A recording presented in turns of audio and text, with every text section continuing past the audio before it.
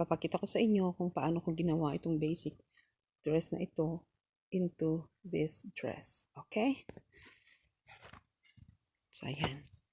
Okay? Ito yung basic ng skirt. At nilapat namin yung dantel niya dito. Okay? And then, kailangan secure yung kanyang tagiliran. So, itak natin dito. Okay? Then sa likuran, kailangan pagpantayin yung mga magiging joint niya. Okay?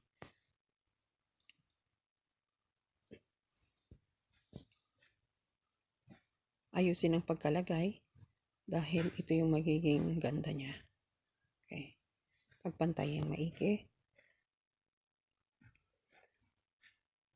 I-trim natin yung mga hindi kailangan na parte niya.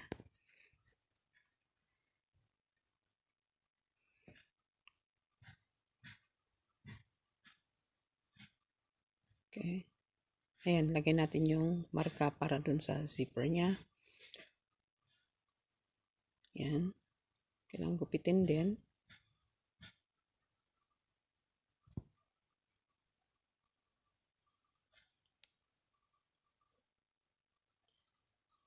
Yan.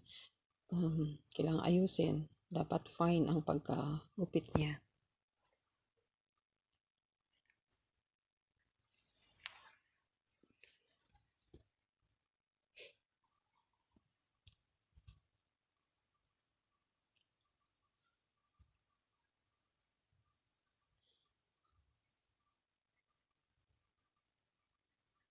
Okay. So, dako tayo dito sa body niya. Ito na yung naging body niya. So, kailangan natin itak yung mga nakapin na mga designs niya. Okay? So, nilapat namin yung material dito sa basic.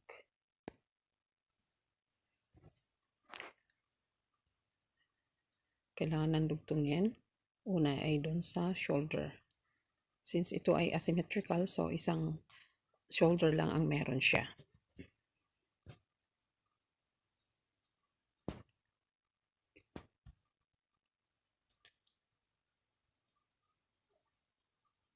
Yan, i-secure lang natin yung mga joints niya.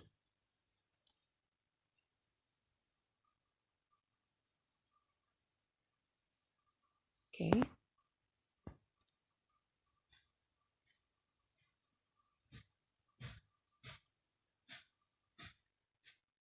Tapos noon, ilagay naman natin ngayon yung skirt niya. So, paglapatin natin yung harap sa harap. Pasadahan muna natin yung kanyang waistline.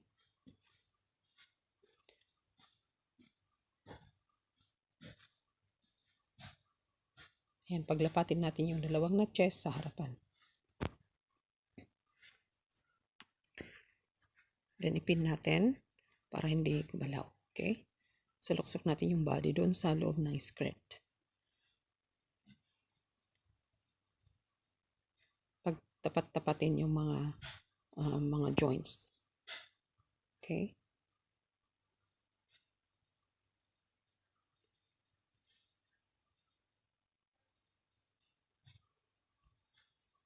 Since ito ay overlapping yung kanyang design, so kailangan nating ayusin baka masama dun sa pananahin.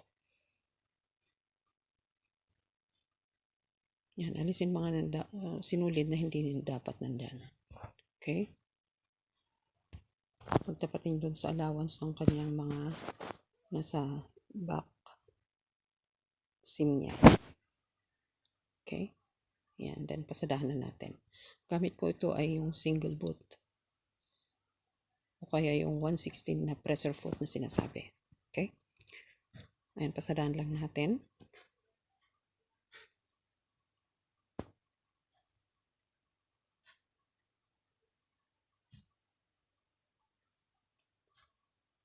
Pasadahan natin hanggang ito ay matapos doon sa kabilang dulo niya. Okay?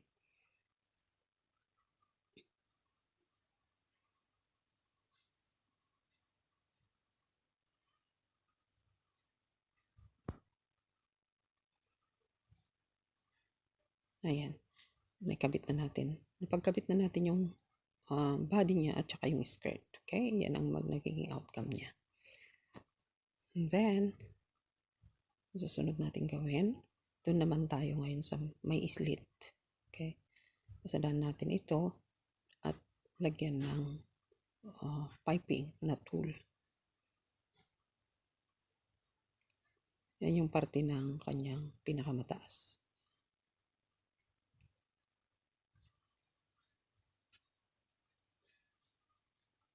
Okay. Yan. Kapit naman natin ngayon yung zipper. Ito ay invisible zipper ang gamit. Yan.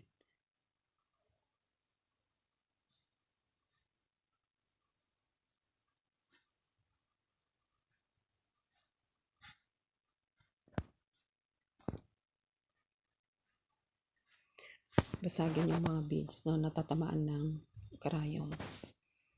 Okay. Yan, ilabas na natin yung kanyang slide. And then ito na yung outcome.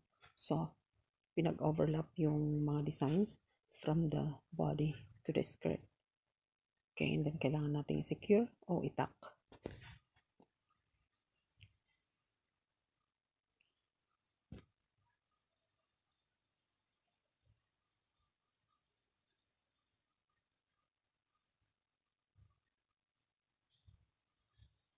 Okay. Yan, tuloy lang ang pagtataking hanggang sa matapos ang lahat ng nakalupaypay na mga designs niya. Single thread lang ang gamit dito sa pagtaking.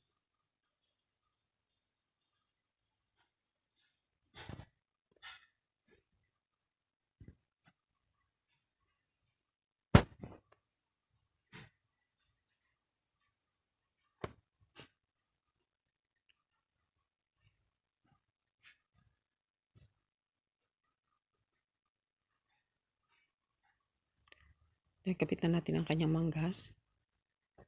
Okay. Pag tapatin yung dalawang notches sa shoulder at saka yung sa notch doon sa may arm sleeves.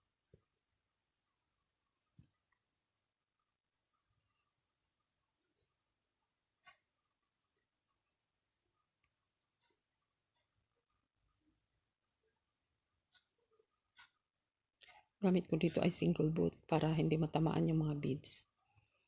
Okay.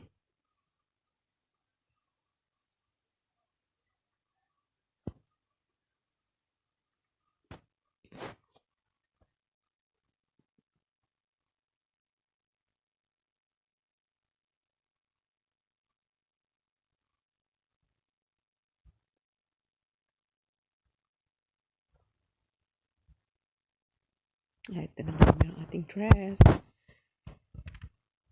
Mula sa basic na ganitong dress ay ito na siya ngayon. Okay? Thank you for watching.